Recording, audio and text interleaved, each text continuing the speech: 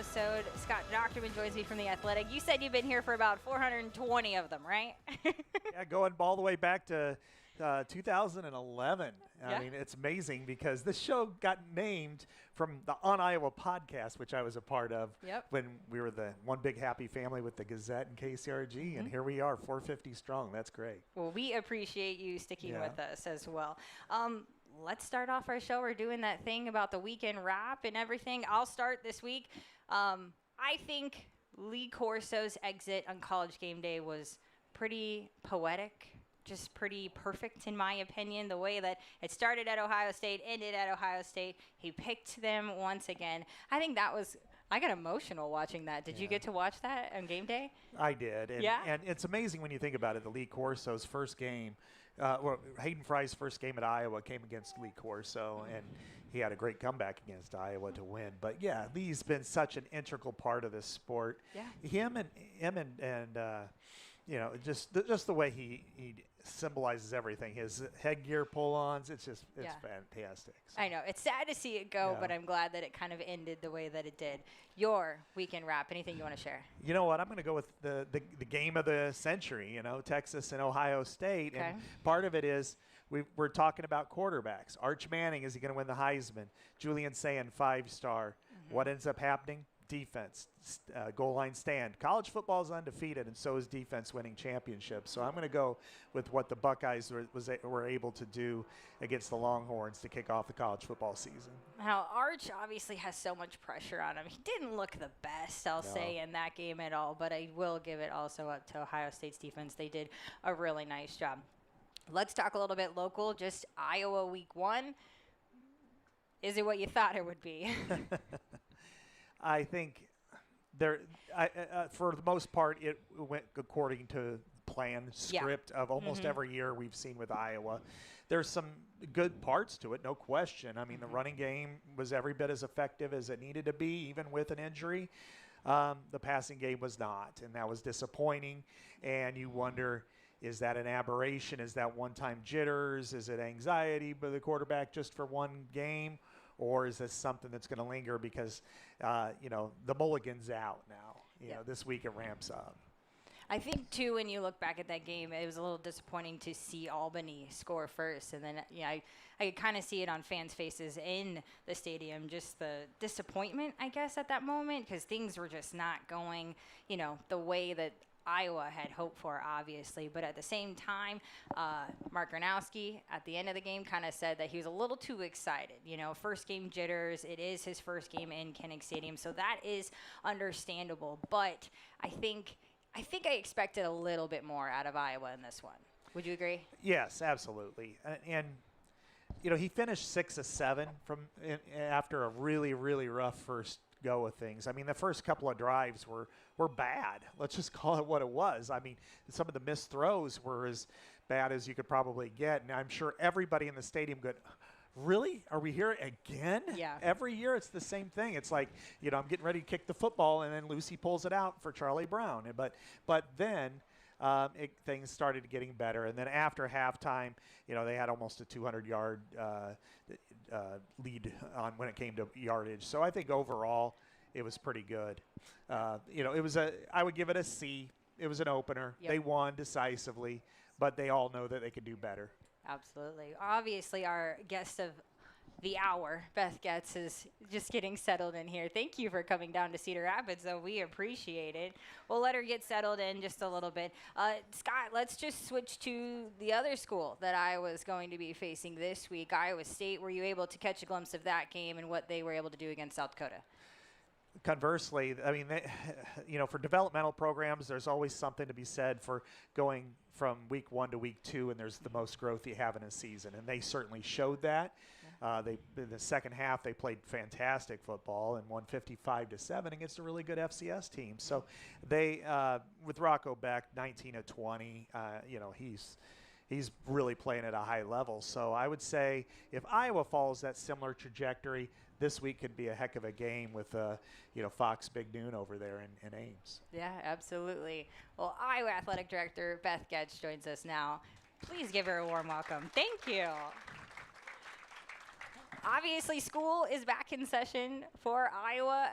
I'm sure your first week was just busy. I saw you at a lot of games this week. What did it look like for you?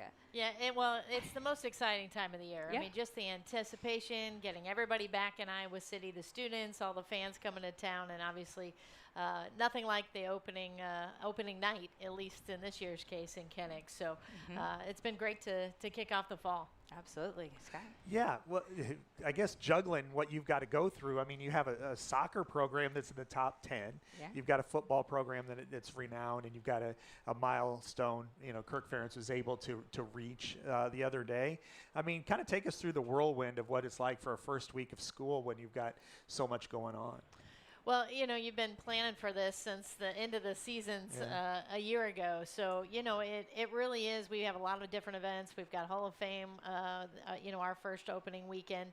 And so it's really trying to figure out how you can make appearance and support all of our programs. And so, juggling, we had games at the exact same time yesterday in field hockey and soccer. Volleyball's on the road. But, it's just all you want to make sure you get everybody started off. Everything runs as smoothly as possible, and you give our coaches and our athletes as much support from our fans and from our staff as we can. You got a big football game this week, in-state rival. But I want to go back to even last Saturday and just Iowa's opening football game, and obviously Coach Ferentz now tying Woody Hayes' record for most wins by a Big Ten coach. Just what has Coach Ferentz obviously meant to this Iowa football program? And we know he's going to break that record later this year, but any plans to kind of honor him when he does? Well, I think as he would like, we're keeping the focus on the team at hand. And for those I've had just a small snapshot of time with him so far. And for those of you that have been following, Coach Ferentz and Iowa football for a long time, it's always been about his teams. It's about the guys. That's where he wants to put the focus and the credit. And it's about developing those young men on and off the field. So, but the magnitude of what he's been able to accomplish, I think, it really just speaks to his consistency, his character, and what he has been able to surround himself with from a staff and everything else. And so, I can't imagine anybody else is going to have an opportunity to do what he's going to get to do this year. Yeah. When you look at your position, it's more difficult now than it was 3 years ago, and it's infinitely more difficult than what it was even 10 years ago, and it was challenging then. And I go to what has transpired over this summer, which is the House settlement finally went through, and the opportunity to pay athletes and share revenue with them. What was your process in deciding allocations, and then also to go through and be able to talk and have those conversations with the coaches to figure out who gets what and how is it dispersed? Yeah, I think I just lead with, of course, this is an interesting time, a challenging time, and one of change. But I'm no different than anybody that's here tonight. We love college sports. Everybody is passionate about it, passionate about their team. Certainly our group is passionate about the Hawkeyes. And so it really is a challenge that we welcome to figure out how we protect this thing that brings so much joy and so much opportunity to so many young people and to so many fans, and make sure that we transition into a way that it makes sense for the future. And so, for us, I think we were just really thoughtful about how do we create a process that's going to allow us to make decisions in the short term, but allow us the opportunity to be nimble as things continue to shift. I know, Scott, you and I have talked before. I think this is, we finally hit the starting line. This wasn't the finish line of what college sports is going to look like. We just sort of hit that starting line, and we're going to see some new iterations, I think, over the coming years. Yeah. And what makes you confident that Iowa can get to that finish line to still be competitive, especially in this new world? Yeah, at the end of the day, it comes down to people. We're really fortunate for many reasons, being positioned in the Big Ten, but our fan base, our passionate fan base that we have that continues to support who we are. We've got great leadership in all of our coaches across all our sports. And we've got a campus and a president that continues to make sure that we're positioned to be successful. And so it's important. It's important to the university, certainly important to our state, that we continue to compete at the highest level across our sports. And so we're excited about that. Yeah.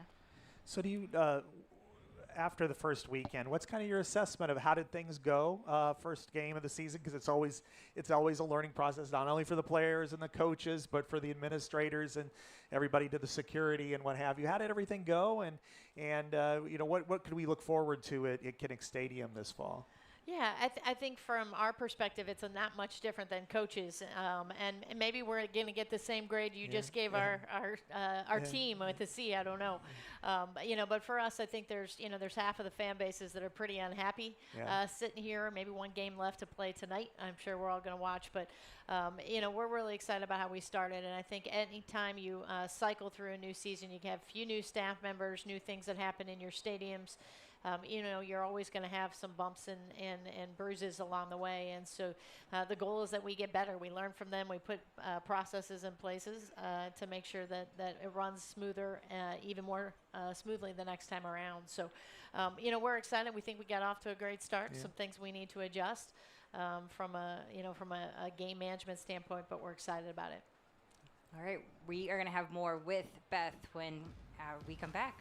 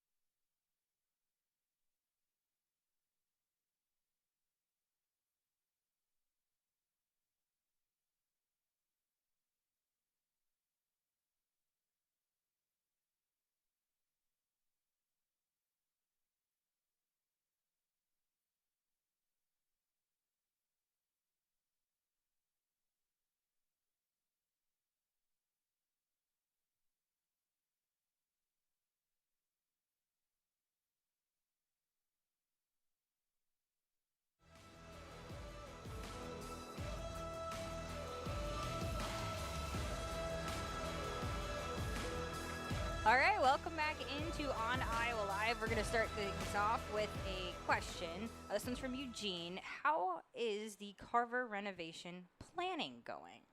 Yeah, we're still in the middle of that and have a lot of things to sort out. But we're taking a look at some opportunities to revamp what is now going to be a 44-year-old facility, and it served our teams incredibly well. It served our fans incredibly well. But like me, long after 44, we all need a little bit of love, and so does our arena. And so right now we're doing some feasibility studies on what that could look like.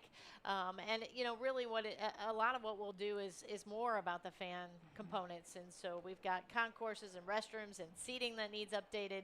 I think how people consume sports today looks a lot different than it did when we first opened that facility. Mm-hmm. And so looking at concessions and premium seating opportunities. And so we're still, relatively speaking, in the early phases, but hope we'll have more information here and as this year goes along.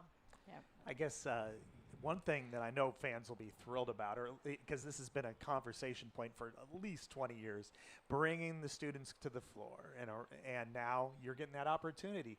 So are there going to be risers in one of the end zones? Yeah, that's certainly a part of the long-term renovation plan, but I think as we were leaning into this year, it was how do we make some change now that our students can experience in real time. And so instead of pulling out that bleacher set that's on the baseline, there'll be some risers there. So, our staff has done a great job of trying to figure out how to make that work. It also allows us to put some points of sail down that'll better serve some of our fans that are closer to the floor and won't have to go back up top. And so I think it'll work out great.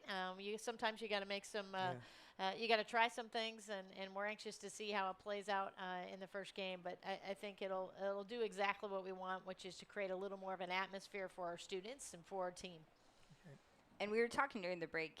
You've hired 4 coaches now at Iowa, but specifically just within Carver, maybe one of the easiest hires too was head coach Jan Jensen.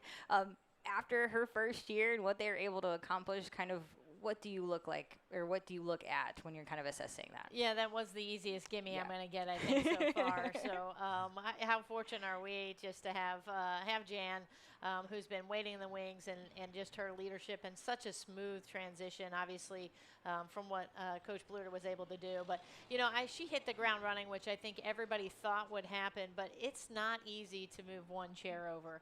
And to do it, we were talking before the break, do it during a time of significant change. And she's really, I think, handled that incredibly well. She's done a wonderful job of staying true to what makes their team so special. And that is their culture and the type of student athlete that they bring here.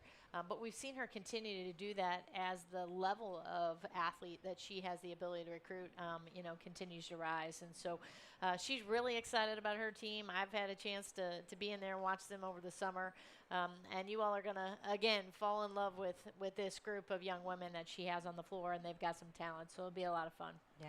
That's one of the fun parts of being around the women's basketball program all these years with Lisa, with Jan, with them both, and the athletes that they have. I've never seen a community love affair like I have with women's basketball and the Iowa community. And this goes back, decades, but specifically it's been really this way moving forward. And I think the fact that it was so seamless, because in this day and age, every single one of them could have hit the portal. I'm sure the Sharks were swimming. They would have wanted one of those players, yet they all returned, including your future recruits, your signees. I'm sure it was maybe a little bit harrowing for a little bit. You were trying to make sure everything was locked in, but how did it all come together to make sure that nothing oozed out? There weren't players who were leaving. Yeah, I mean, you have to keep the circle pretty tight, and we were able to do that. And part of that, in addition, to everything else, was the timing of Lisa's decision and also when the portal was opening. So we did everything we needed to do in-house and in terms of interviewing and having conversations with Jan, and really choreographed minute by minute exactly what that was going to look like in a way that gave an opportunity for our student athletes to hear directly from Lisa first, and then directly from Jan, and then enough time for our prospects to do the same while wanting to roll out an announcement publicly. And so, we have such an incredible team from our communications staff and everybody else. And so the timing of that was executed to perfection. We felt pretty good about it. Yeah. Ben McCullum, I'm going to call him the people's coach, because if you saw him, he was taking selfies with students in Kinnick Stadium, and I was like, oh, what is he doing there? He's brave. But how did that come, and why do you think he's such a good fit for Iowa? Yeah, well, I was teasing him ahead of time about crowd surfing, so the fact that it was just selfies, I'm going to call a victory. You know what? That's just authentically who he is. Okay. His level of enthusiasm is just really contagious, and I think we have all now started to feel that. His staff shares that same level of energy. And he's just truly enjoyed getting to know everybody on campus, getting to know our fan base, and getting to know our students. And so it comes easy for him. When you grow up a Hawkeye fan, to now be a part of it and to be able to build this program for him is just something that's incredibly personal and really special. One of our writers who knows more basketball than I'll ever will, C.J. Moore, described him as a basketball savant. And about 4 or 5 years ago, he wrote about meet the Division II coach that the NBA coaches want to talk to, because he can just identify things on a court that nobody else can. What was it about his strategy, maybe when you were looking into him, that you thought, wow, this guy really fits? And how instrumental was that in your decision-making process? Yeah, I think really had to have a couple things. One, you needed a coach. We wanted a coach that was going to be a teacher, and I think we think about that across all of our sports at Iowa, and not that we don't get our fair share of four-star recruits from now and then, but we wanted somebody that was going to be a teacher. And so, did they have an identity as a coach? Did they understand how to adjust, how to grow and develop? The guys that were going to be on the court, and certainly anything that you've heard about Ben over the years, and now as he's become a little bit more well known, is about his ability to really understand the game, to teach the game, and to make adjustments. And so, for us, that was really appealing from the start, from a basketball standpoint. I think also with basketball, it was kind of, I hate to say it, kind of a dormant audience where it's gradually had gone down. The interest had faded, but I think the passion was still there. In what ways can you build that passion, and how has Ben been able to do that, to bring that back out, to ensure you do have great crowds like you do for women's basketball or football or wrestling? Yeah. Hey, listen. I think there were great things that happened across our program over the last decade, and Coach McCaffrey did, just some wonderful things in the way that he changed and turned around our program, and that legacy is going to live on forever. And I think at the end of the day, you always want the right leader at the right time. And because of Ben's continued enthusiasm and I think ability to attract the type of athlete that's going to be enjoyable to watch, but also one our fan base is going to be excited to cheer on, is going to feel really good about. I think that enthusiasm is going to light a fire in that audience, and we're going to start to see Carver, fill up again. Yeah. Just for fun, before we let you go, Iowa State, score prediction, winner prediction. What would you like to tell our audience? Well, I'm going to channel Coach Ferentz, and then we're going to go out. We're going to trust the process. And hey, the one thing you can say about his teams and all of our teams throughout the years is we grow and we get better week to week. And I don't have any doubt that's going to happen. This is a wonderful rivalry for our state. It means so much to so many people. And I know a lot of people circle this game on their calendar. It's bragging rights when you go back home. You're sitting next to your neighbors and your friends that may have some mixed allegiances. But we're just really excited to get out there and have our guys go out. And they got a second chance to be 2-0, and it'll be a lot of fun. So we're looking forward to being up in Ames. So Iowa. That's what we're going Hawks with. by a million. Right? All right. Thank you, Beth. We appreciate the time. Let's give a round of applause for Beth for being here. When we come back, we're going to get a little Cyclone lovin' with Kyle Knock, who is in the house.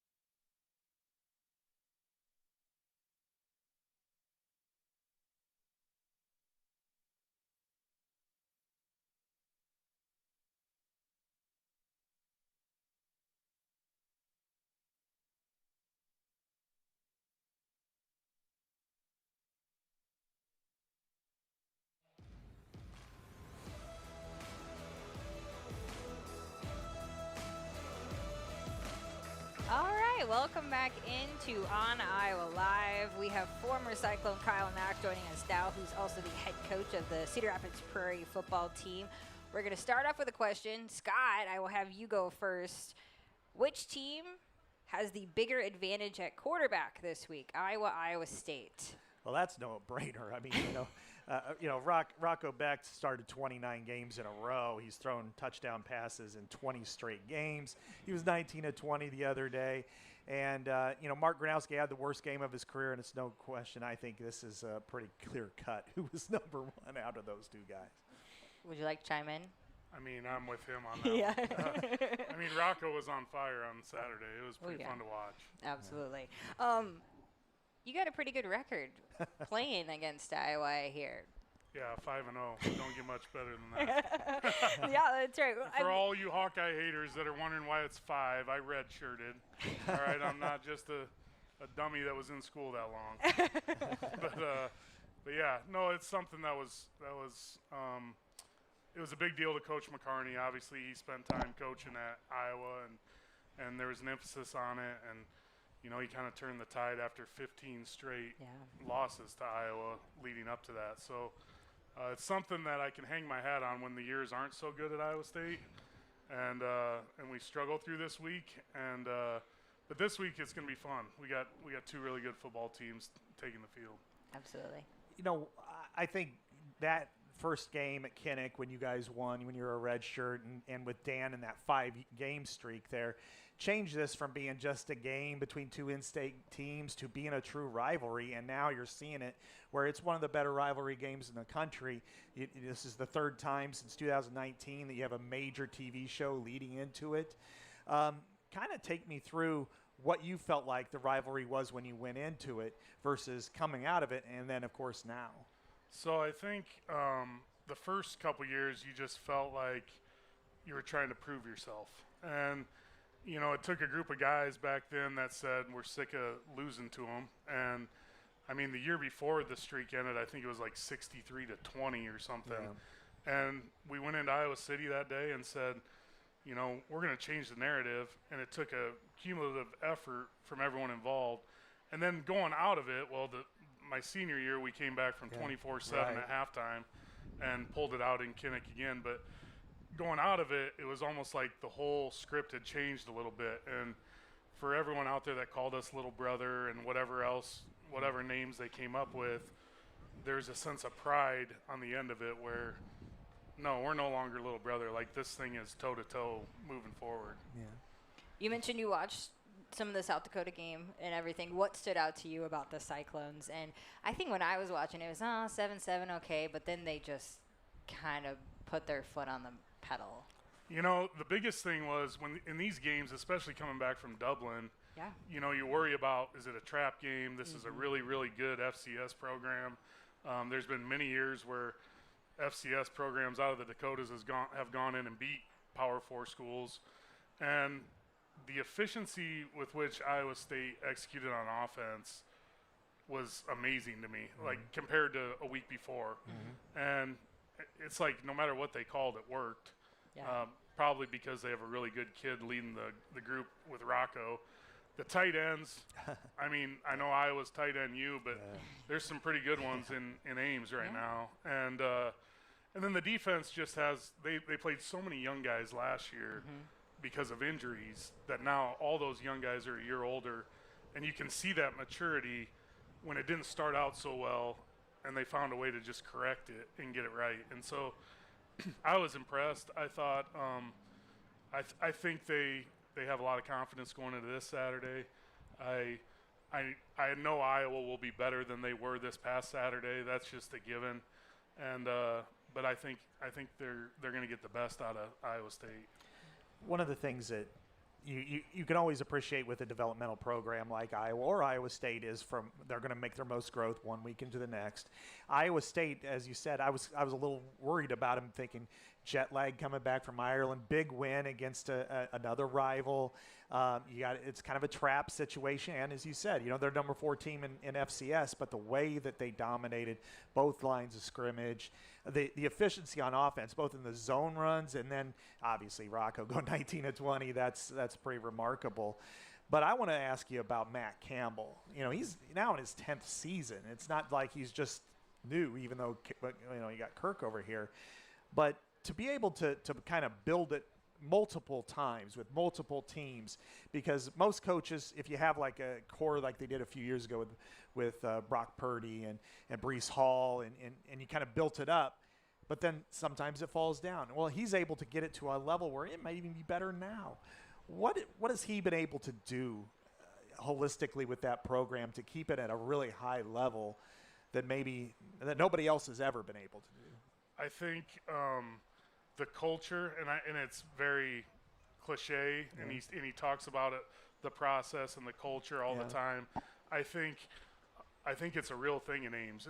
In this world of NIL and big money and all this stuff, kids have opportunities to go other places, and they stay because of him and because of the leadership and because of the culture. And I mean, he's found those guys that were the win in the dark guys, the David Montgomerys, the Brock Purdys, the Breece Halls, the Charlie Kohlers.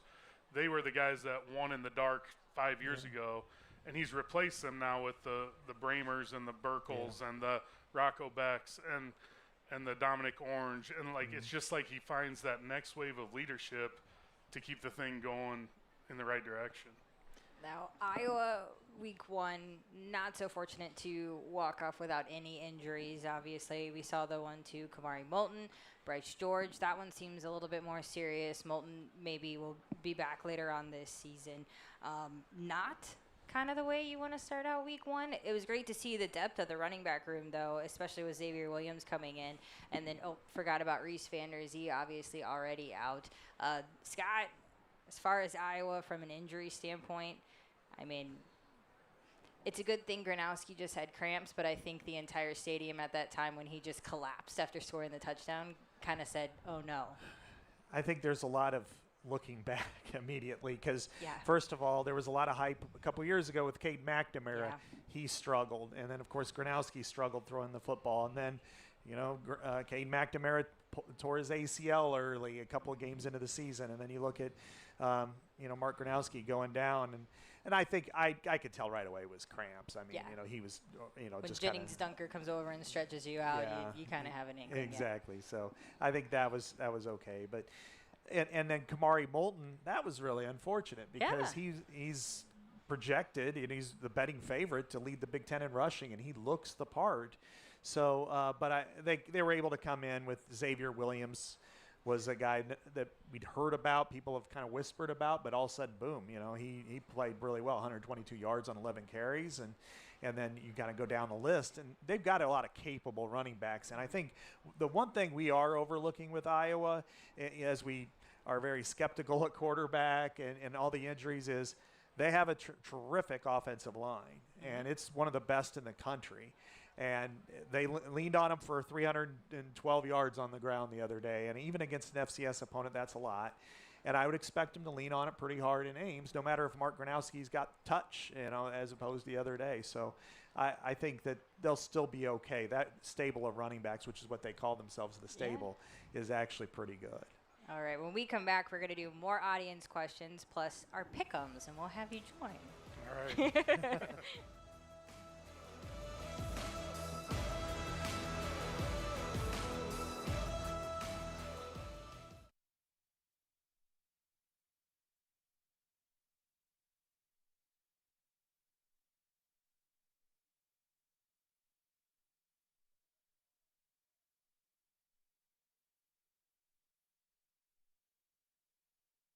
Andy, the great part of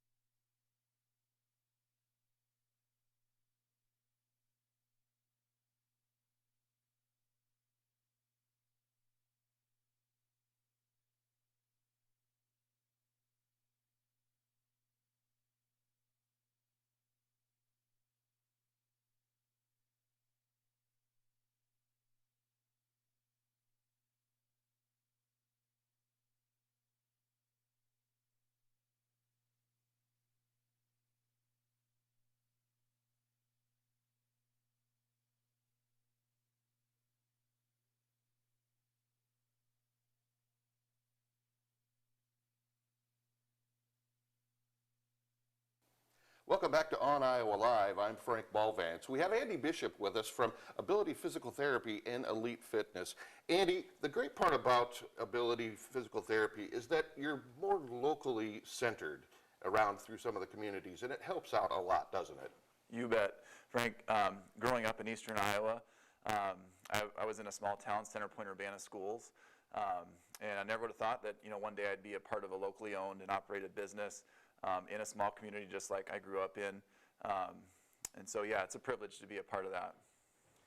Tell us a little bit more about where you work. Where's your location, and how does that help out a lot of the community members, including possibly some high school students? Yes, I opened the Solon branch of our company 3 years ago, and it's nice to be close to the school systems for the kids and their parents to get them to treatments quickly and get quality care. But also in the winter months when it's cold, people always tell me, thank you for being open here. I wouldn't have driven in Iowa City or Cedar Rapids. I need to be here in town to make it to get to what I need. So sounds really good. Andy, we appreciate you being with us. All right, welcome back to On Iowa Live. We are going to answer some of your audience questions. First up is Tim's. Compare Mark Gronowski's debut with Cade McNamara's debut at Iowa. It's challenging because Cade actually threw a touchdown pass on his first, play, and then it kind of went downhill from there. Okay. But I would say, yes, I'm concerned because because I have eyes, but I also think, he was 6 of 7 to finish. He looked like he was settling in a little bit. He looked like whether it was nerves or he was pressing or he was like aiming the ball instead of throwing the ball. I'm sure all of that's coming off on film. And the other part is he wouldn't have thrown for 11,000 yards and run for 2,000 yards if he wasn't a good quarterback. So I think it was just a rough day at the office. He admitted it. Yep. But now he has no more time for mulligans because this week it really matters. Absolutely. He kind of reminded me a little bit of Spencer Petras taking accountability in the press conference afterward and everything. I just think timing. I think his timing was a little bit off. Eugene asked, Iowa had trouble stopping the RPO. Will they need to spy the quarterback? No, I think you just be disciplined in your approach. You just make sure your gap's sound. They had a little bit of an issue, but by and large, it wasn't too bad. I mean, they allowed 43 yards all game on the ground. So, other teams have scholarship guys too. So I think spying is more for passing, when maybe you have somebody there. But they went to a lot of dime looks. 6 defensive backs in this game, but again, what we were talking about with the tight ends that Iowa State has in Bramer and Burkle especially, you got to be really careful because if you go to 6 defensive backs, then they'll just run it right over you with those guys, or even matching up a safety with Ben Bramer, who's Travis Chelsie out there. I mean, that's going to be a really tough chore. Now, I don't know if Taylor Swift will be there for him, but I think this is. There's some challenges Iowa's defense has right now. Last question. Can Iowa still be a 10-2 team if they rely solely on the running game? No, but I think it's too early to throw them away. Right. I mean, I think, again, concerns, yes. Lot of season left. We've seen some teams really grow and get better. But this week will tell us a lot. I mean, they are playing a legitimate – I don't know what the ranking will be tomorrow, but I think they should be a top 15 team.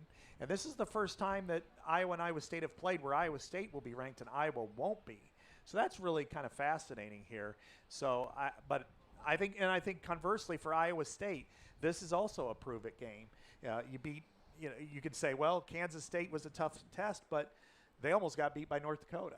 And then you look at South Dakota is still an FCS program, so they're going to want to prove it to Iowa, a Big Ten school, in-state rival. You win that game, they should have all the confidence in the world to say, we can win the Big 12.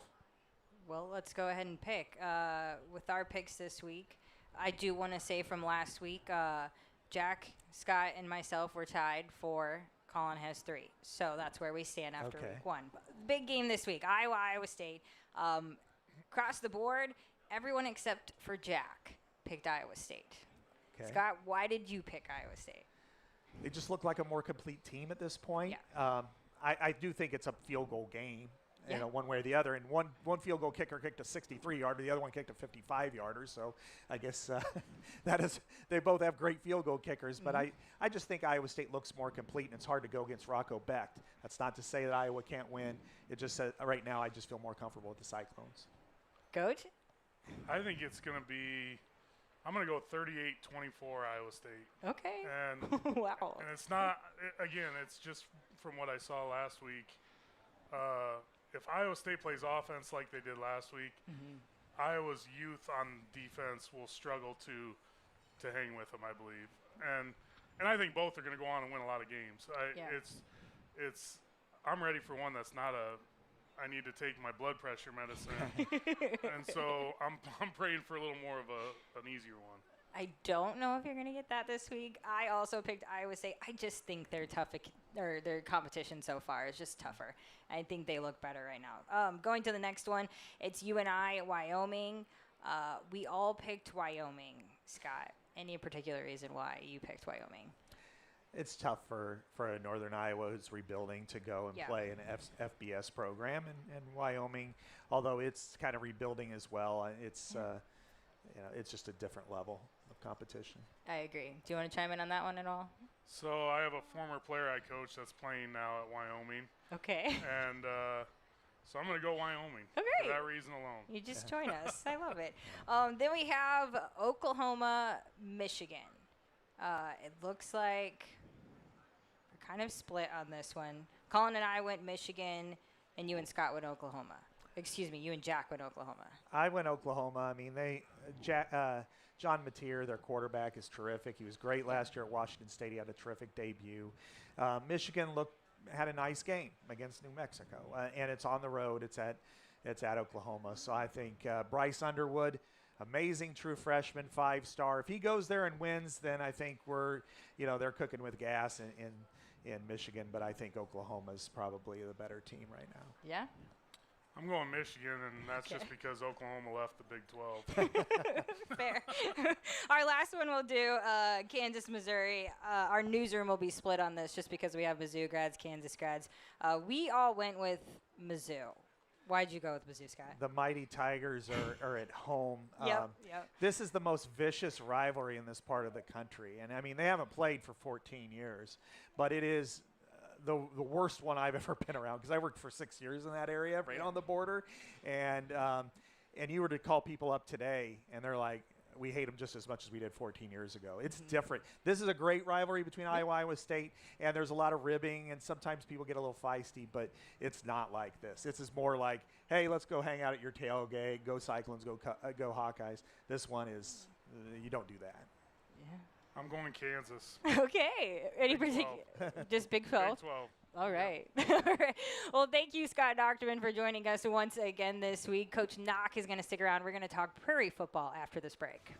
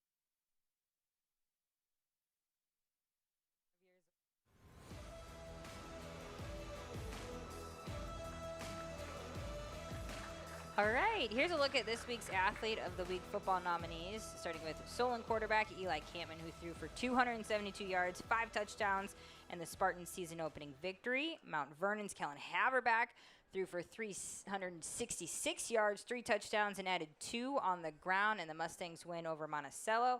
And then Clear Creek Amana's Conlon Poynton threw for 79 yards, 1 touchdown, and the senior added 82 rushing yards, 2 TDs on the ground. The Clippers put up 63 points. You can vote for our Athlete of the Week on our Instagram story or our website homepage at kcrg.com.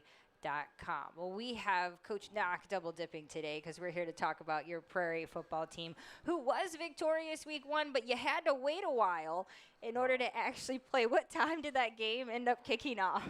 We started it was almost 9 o'clock. Wow. Yeah, we were all warmed up. They sent us in. We sat there for an hour and a half. We went back out and re-warmed up. And it's tough when it's the first one because you just want to play so bad. And we got some excitement going on down here. Our kids just want to get on the field and hit somebody else, and we're just standing there. But once we got going, it was a good night. When that happens, has it happened with this team in particular at all, just like the delay like that? No. And I mean, I've been a part of somewhere you sit in the locker room for 2 hours, or you start the game, then go in for a while. But it was warm in our locker room. The kids were in there. It's 100 degrees in there. And you're trying to do what's best for them to keep them ready to go because they are high school kids. So the maturity level is not as easy as you think it would be with dealing with them. And so we got them Gatorades. We usually do snack bags after the game. We had them eat them before the game, just to get some calories. And then it was kind of a slow, sluggish start. But once we got rolling, it was a good night. I was gonna say, what did you like once they kind of started rolling? You know, I liked the execution by our defense all night. Yeah. A shutout in 5A football is hard to come by. 38-0 against Lindmar. And we gave up a big run on the first drive, and then held them to a field goal attempt in which they missed it. And that was a huge thing for us. And then our offense kind of sputtered a little bit on drives. And then Drew Bennis kind of got us started off on a big 90-yard punt return. And once he broke the scoring barrier, it was kind of like, okay, now we can all settle in, and here we go. Absolutely. You've added some new pieces to this team, too, but what did you guys kind of keep around that is kind of complementing some of your new pieces? So we started 10 sophomores last year on our varsity, and to have those 10 kids back as juniors now, where they've grown up a little bit, they've gotten bigger and faster and stronger. You see the difference from the weight room on what they were able to do in the off season. But David Faison was an all-state tight end for us last year. I believe he's the best player in 5A football. If he was 3 inches taller, every school in the country would recruit him. He had a big night, a couple sacks, a forced fumble that led to a touchdown, 3 catches on offense. We returned a few linemen that started last year, Aiden Packard and Bubba Donald. And if you saw Bubba, you'd know why we call him Bubba. He's a big fella at left tackle. And we have a lot of depth. And when you have depth, you can play fast and get other guys in when you need to. And we're still growing. We got a long ways to go, but we got a big challenge this week against Kennedy, and we're excited to go over to Kingston and take them on Friday. Yeah, we'll talk more about that Kennedy game, and we'll also have the seniors from the team join us when we come back.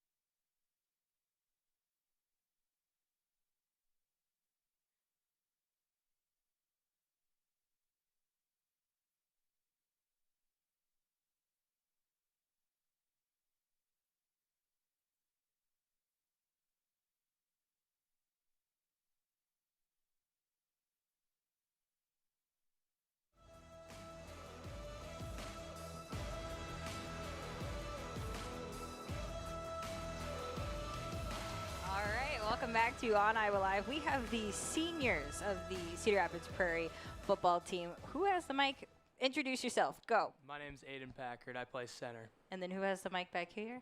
My name is Romeo Klein. I play nose guard. Awesome. Let's talk about week 1 and having to wait. What was that like for you guys? Oh man, you know it wasn't fun. I can put it like that. Yeah. When you get on that bus and then you're there, you're in a kind of mode, you know, to get out of that mode for 2 hours and then having to get back into that mode. It's never fun. So, but I mean, obviously we were able to handle it well. It set us back, but you know we handled that adversity, right? Yeah. 38-0 shutout against Linn-Mar to start the season. Yeah. Did you expect that from this group? I mean, I expected it. I expected the shutout. Defense has been practicing well all summer. I mean, we knew what we were capable of. We're a big physical team, so we're expecting to come out and dominate. Absolutely. Week 1, you kind of get the jitters out when you add the element of weather and everything. That's also never easy. But what do you think you guys executed so well in week 1? I mean, obviously defense, right? 38-0. Not going to speak too much on that, but the offense took a little while to get going. But I think once we got into that stride, it was just automatic from there on out. Like we were able, I think things were getting going, right? Things were falling into place. Kennedy this week. Have we talked about them? Yeah, What do we know about them? How are we feeling? Yeah, I mean, it was right. I mean, Coach Knock even said, like, right after the win, as we were celebrating, you know, like, it's Kennedy week now. Like, we're past Linn-Mar. We're on to the next. So that's all we have our minds on right now, and we're, you know, watching film, getting right for it. Yeah. What does this matchup mean to you guys? I mean, It's fun. it's a big matchup. I mean, you know, they're close crosstown rivals. Yeah. They're Are they tough? It means a What do lot you to know some of about us. 'em? I mean, there's some guys, you know, we know them because they're obviously so close. So Yeah. it's personal, some of us, and you know we're gonna be intense. It's gonna be a good matchup. Yeah. Coach Knock, what have you said to this group to kind of get them prepared for this week? So for us, we've talked a lot about the process, Yeah. and you know, for us, this is the best team we're going to play this week, and we got to prepare starting Mondays. We prepare as if it's the best team we've ever played, and stick to the process. And if we stick to the process and we give our best, and we care about each other, and we go out there and put our best foot forward on Friday night, then we let the results kind of take care of themselves. And we're just excited. It's a good inner-city game. It's great for the city of Cedar Rapids. It's great for Eastern Iowa.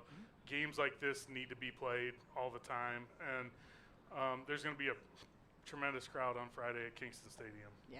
Coach was also mentioning how you had the 10 sophomores last season start. Now they're a year under their belt. How have you seen that kind of play out so far this season with them having that year? I mean, it's night and day with their improvement and growth. They've just had that time. One big thing was like the weight room has been super beneficial for them. Our weightlifting coach, Zach Walrod, he's great. He's getting all of us right, and those sophomores now junior class, like they are. I mean, I'd say seniors are backbone of the team, but they're really like stepping up. For sure. Did you want to add anything? How have you seen the sophomores step up for this year so far? Nah, I'll say for sure, like, last year, a lot of games we lost and all, it was like we needed to be one step quicker or one step more to execution. I'll say with them having a year under their belts now we're moving more as a team. There's more trust, like not as many guys trying to make up or feel like they need to do other guys' job. We just got trust in each other, and now we just fly around and play football. Yeah, absolutely. Well, it is Cyhawk Week. Let's go ahead and take a poll. Who's going Iowa? Raise your hand, raise your hand, raise your hand. David, if you got your hand up. Yeah, I was saying, who has Iowa State this week? My God, Okay, we're kind of split. All right, thank you guys so much for joining us, and best of luck this Friday. I'll see you guys there. And that'll do it for us here on OnIowa Live. We'll see you next week.